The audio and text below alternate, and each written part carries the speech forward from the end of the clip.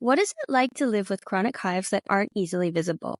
Well, if you've caught our other episodes on skin conditions and skin of color, you know there's a serious gap in visual resources for identifying symptoms on darker skin tones. Today, Meka joins us as we dive into her experience of living with chronic hives in skin of color, from self-advocacy to finding a support network and the right care team for her. This episode is produced in partnership with the Allergy and Asthma Network, and we want to send a special thanks to Genentech for sponsoring this episode. You're listening to The Itch, a podcast exploring all things allergy, asthma, and immunology.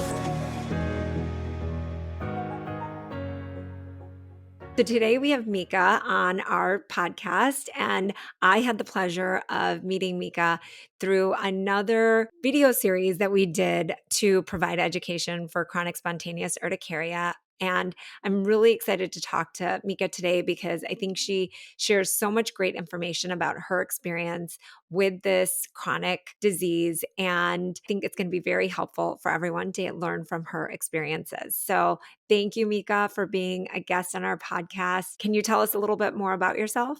Of course. Thank you so much for having me. I'm really excited about this opportunity. So a little bit about me. I work in social media and marketing, and I have been living with CSU for about 4 years. Originally, I assumed that I was allergic to something, and as I did more research and then saw my doctor, I was able to dwindle down into the diagnosis of CSU. A little bit more about me. I'm from Chicago.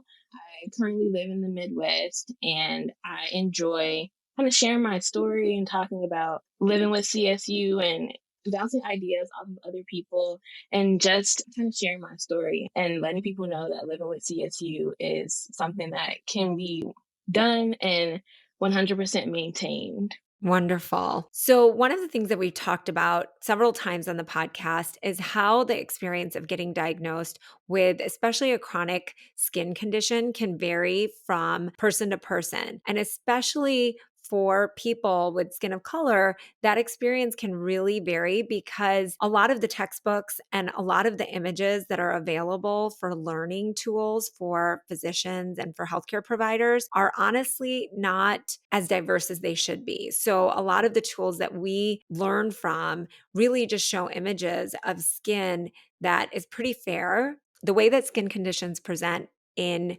skin of color can vary. And so that's something that's being highlighted more and more in education as we learn more about how people's experience and how their path to diagnosis may be delayed because healthcare providers are not provided the education that they need. And so have you experienced any of that in navigating the healthcare system?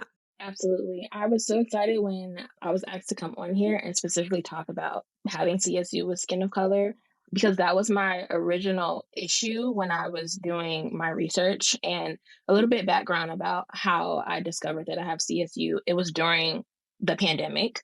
I wasn't able to have access to doctors and I wasn't able to make a doctor's appointment unless I had something dealing with COVID or any other underlying issue that could be affected by COVID. So in that time, I wasn't able to have an appointment. So a lot of my research was just from Google. It was from message boards on like websites and people who have other experiences. And it was very hard for me to find someone whose hives looked just like mine. And even when I would do a quick Google search, and of course I didn't know what to call it at the time. So I was just saying hives or allergic reaction or something like that, I would have a hard time finding people who looked like me, whose skin looked like mine. So then it was hard to determine if we were having the same issues. So I took a lot of time to like dive deeper into the message forums. There was a lot of looking on, of course, researching on Google, but looking on Reddit and all these other sites that will maybe help me relate to someone else's experience. And I would love to say that I actually did find someone, but I didn't. So a lot of the information that I had was just from myself and my own experience. I took a lot of pictures of the hives that I did have, and they popped up in different ways depending on which part of my body they were on. I just took a lot of that information. And once I was able to see my doctor, I was able to get a proper diagnosis eventually. Not the first time I saw them, but a couple of other visits afterwards, I was able to get a proper diagnosis. That is what we hear from a lot of people, that when they're doing searches, they're not really able to find people that look like them on the internet to be able to compare, because you really want to see, okay, yeah, that looks exactly like what I'm experiencing. And if there aren't images out there to help you see that, then you do get confused, because conditions do look different depending on the skin of color that it's presenting in. And so I'm really excited about this series, because I know that the Allergy and Asthma Network is not only doing this, but they're also creating resources that will be available. And Kortney, I know that you're working very closely with them. Can you talk to us a little bit about what's going on? Yeah, so Allergy and Asthma Network, they're looking at really documenting what it's like to live with CSU and skin of color. What are kind of the roadblocks that you experience in your diagnosis process and what it's like to live with it? So, does your community understand these different skin conditions? Because, I mean, if it's hard for your doctor to diagnose you, how do you bring that home? How do you bring that to your community? How do you talk to people, friends, family about living with CSU when it's just really not anywhere? As you mentioned, it's not present online at all. So how do we start that conversation? So that's what next year is looking like for Allergy and Asthma Network, is that we're going to really dive into sharing that experience and what it looks like. And hopefully someone in your position next year will be able to Google hives and your skin tone and find pictures, I hope. So that's what we're looking to do. And that makes me really ask two questions. So one would be to Dr. G and one would be to you, Meka. The first one would be, is there something that you could say characterizes hives in skin of color that just looks different? Like, I know that when we did our series in eczema, we said that the skin tones were different, that it looked more purple than pink. Is there something that patients could note for themselves about what their hives might look like with different skin tones? Yeah, so oftentimes you might not be able to visibly see the redness as easily in skin of color. And so it really is more of the changes in the texture that people might experience more than the change in color of their skin. And they will have a change of color, but it might just not be as perceivable, meaning that inflammation does cause that redness, irritation. But again, just like in eczema, it might present as more of a purplish discoloration as opposed to more red. And so being aware of the texture, being aware of the subtle color changes is really important. And also, one tool that a really good friend of mine who works with patients with skin of color more often, he said, I really like comparing normal skin to the affected skin and really having patients do that too, so that they have a good guide that this is what normal skin looks like and this is what my affected skin looks like, and taking pictures as a comparison so that providers can see the difference at that time in that same location. So Meka, do you feel that that kind of closely mimics what you've been experiencing? Yes. When I originally started having hives, they didn't pop up as like red and raised. It was definitely more on the purple side, but it was also a little confusing for me because my undertones are really cool, which means that my skin kind of looks purplish naturally. So when I did see the affected areas, I was still somewhat confused, but it did help me pinpoint, like, okay, this didn't look like this yesterday. So there's definitely a difference. Did having all of those pictures with you help you advocate when you went to see your doctor? So, to really try and figure out what was going on? Because, as we have talked about in our previous episodes about chronic spontaneous urticaria, one thing is that they come and they go, right? These hives are fleeting. So, when you finally get to your doctor's appointment, maybe you don't have any hives to show them. So, did having those pictures really help you get to that diagnosis? I'm so glad you asked. My provider did not ask me for pictures, and that's why it took so long for the diagnosis to really occur. When I first described my symptoms, she went through like the long list of, did I rub up against something that may have irritated me? Could it have been soaps? Could it have been my detergent, etc.? So I went through a series of appointments that didn't really target what I was advocating for. Not to say that I wasn't believed, but just more of like, it's not necessarily rare, but it was rare to the doctor that I was seeing. So I wouldn't say they weren't educated, but they didn't really give me the diagnosis right off the bat. So I had to prompt that I had pictures to show and that I had been tracking my hives, when they start, what helps, what doesn't help, what may trigger, what may irritate. And over time, I was able to show my doctor and get proper diagnosis. And how did you come up with the term urticaria? Because a lot of patients call them welts. So did you start off by Googling a welt, or did you start off by Googling hive? Is hive a common term in the patient world? I originally started Googling a combination of hive and allergic reaction since I didn't know what happened to me. I can even give a little background about the original time that I experienced urticaria. I was right out the shower and I had used the soap that I usually use. But when I got out, my back was on fire. It started itching really bad and I couldn't necessarily pinpoint of why this started happening. I just assumed that I was allergic to the soap that I was using randomly. So that's what I originally started Googling, allergic reaction to soap or hives on your back. They originally started on my back. So hives on my back. And after going down many, many rabbit holes, I did come across CSU. Originally, I came across dermatographia. Yeah, dermatographia. Yeah. And that's what I assumed that it was because it looked very similar. But then I realized that a lot of the symptoms that other people were having, I did not have. So it was a little bit different. The hives looked similar or the reaction looked similar, but the cause was not. That's how it happened. You know, I feel like allergic reactions are pretty big in the media. And I think from my perspective, I mean, I've always had hives since I was a kid because of allergic reactions, but I do feel like that's a term that a lot of my friends use who don't have any allergies. And I think that because of the media and the portrayal of allergic reactions and the welts that we see a lot of the times, that hives are a common term that people are used to using.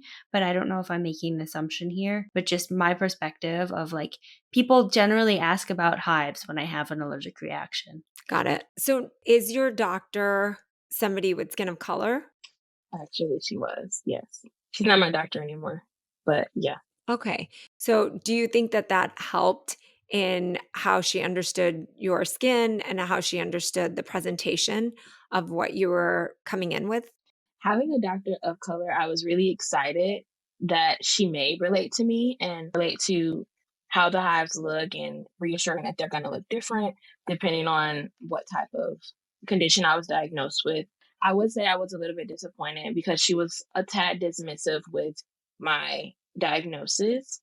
After she didn't originally ask for pictures, and after I prompted that I do have pictures and examples of what is occurring, I would say that she just asked me if I was taking any type of allergy medicine to help.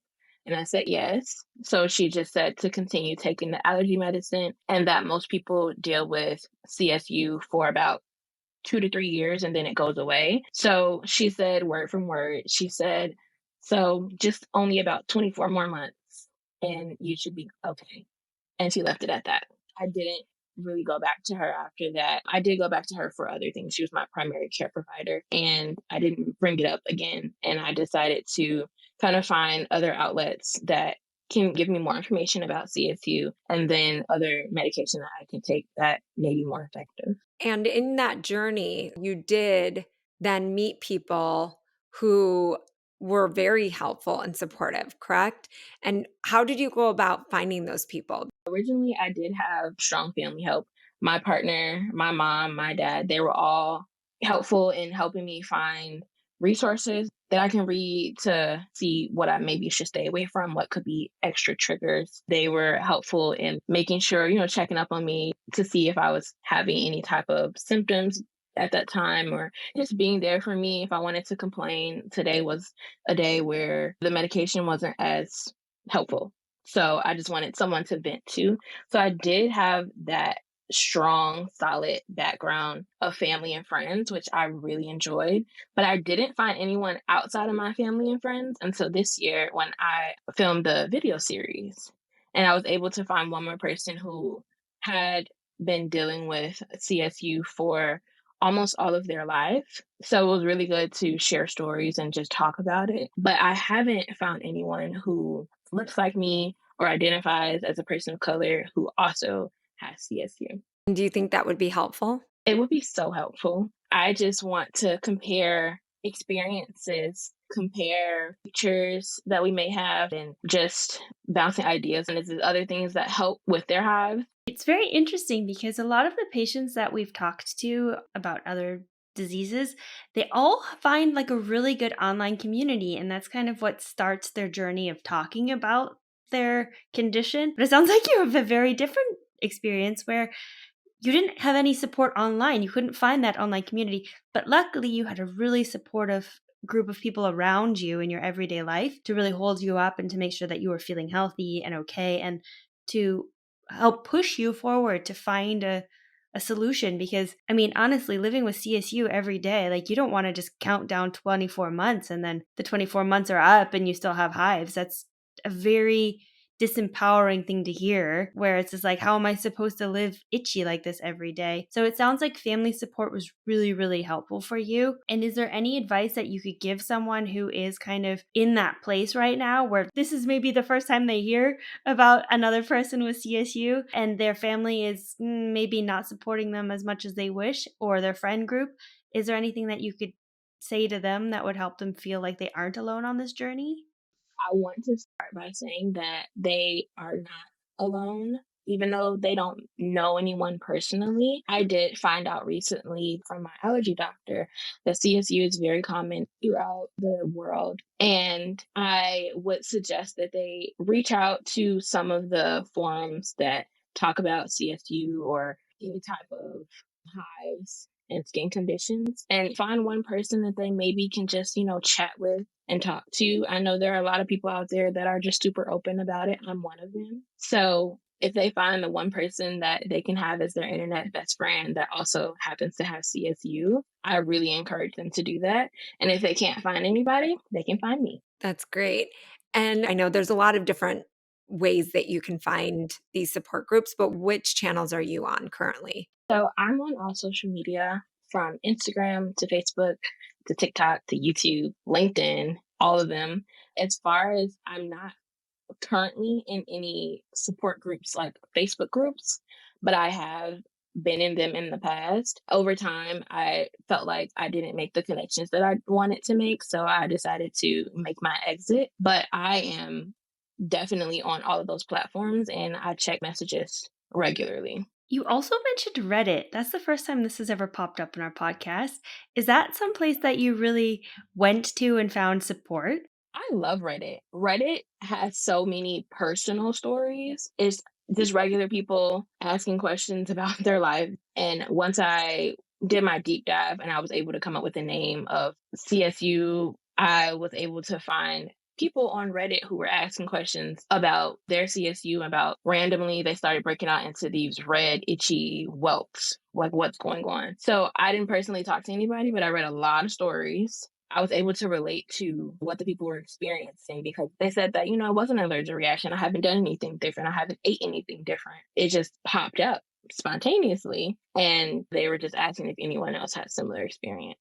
And so on Reddit, you can't really direct message people. It's more of just community questions, reading, and learning from people's experiences through just kind of almost reading blog posts. I'm like so afraid of Reddit. I think it's so intimidating. I love Reddit. I think it's interesting because you can know that these are regular people just sharing their experiences. Because the lesions aren't as red and maybe apparent as they are in lighter skin, do you feel that it's almost more invisible? And so when you're itchy, because people can't see it as easily, that they're more dismissive of your symptoms?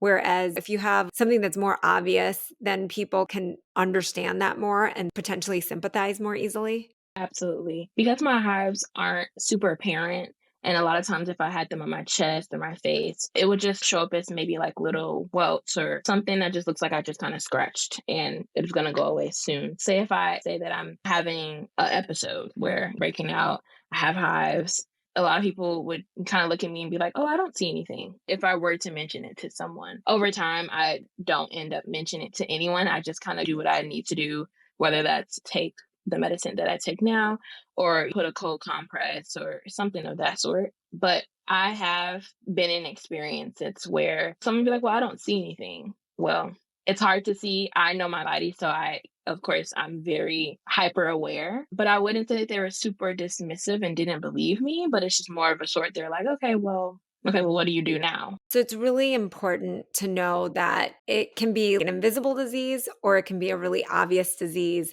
And I think the experience varies in how other people then react to it, right? So that's important for people to understand. And I think your coping mechanism was just not to talk about it as much, maybe around certain people that you knew it wouldn't be very productive or helpful. And so it's kind of navigating that space and knowing when you should talk about it, when you shouldn't talk about it. And that kind of comes slowly with experience. But now that you know, you kind of have like a method, right? Yes. So I really talk about my CSU if someone was to ask. And a lot of times I always start the conversation with, I break into hives every day. And usually people only ask when they see me taking some type of medication. And the next question is, what's wrong? If they don't know what the medication is, they'll be like, do you have a headache? You know, they'll go down a list of regular things that people take medication for. Once I tell them that I take Zyrtec, they're like, okay, why? Are you allergic to something you ate or something like that?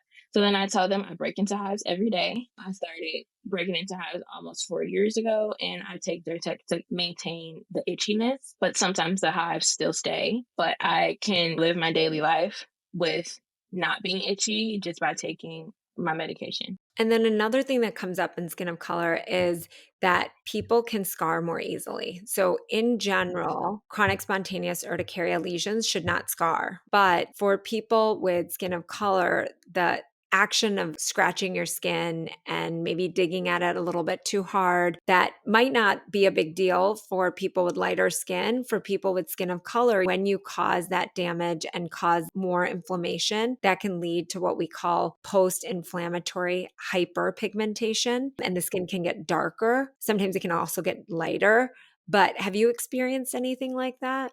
You know, I didn't know that that was something that could happen. I do experience hyperpigmentation in different parts of my body. I have conditioned myself not to scratch when I have hives. I may rub or something like that, but I know that scratching leads to more itching, or it can lead to just me irritating myself and leaving more damage than that was originally there. I wouldn't say that I have noticed that I have experienced hyperpigmentation from having hives, but I can't say that I haven't because I didn't know that that existed. So it's not necessarily from having the hive itself, but it's from the damage that can be caused from, like you said, itching the skin and digging at it, and the damage that nails can cause, basically. But for people who don't have skin of color, that doesn't tend to be as much of a big deal because they don't scar as easily.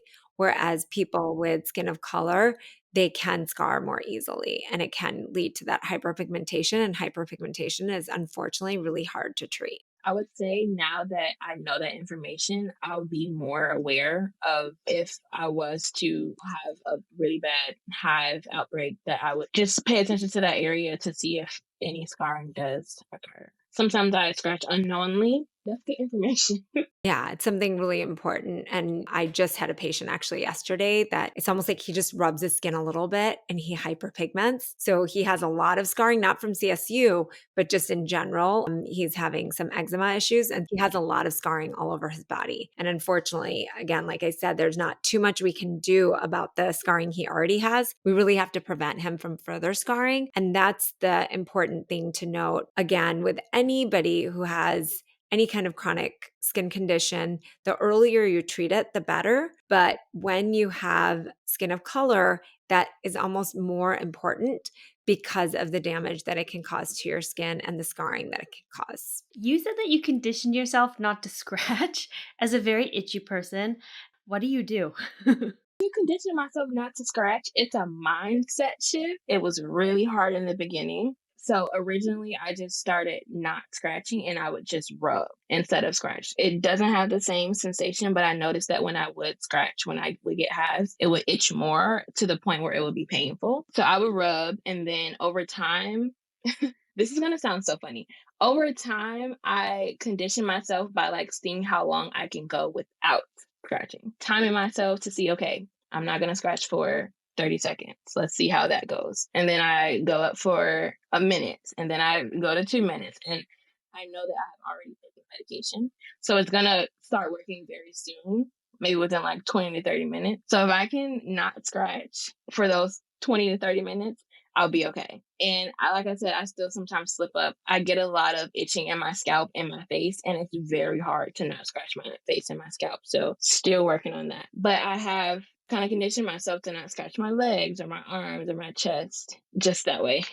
That's fun. You almost created a game out of it, a mental game where you're like, I can do this. And having those tiny little goals can be helpful. And so I think it's interesting that you're using that for your itching. And I like it because you have a timeline of this medication should work in 20 minutes. So if I can resist this urge to itch for that period of time, I can save my skin the damage and the medication will start working. So that's great.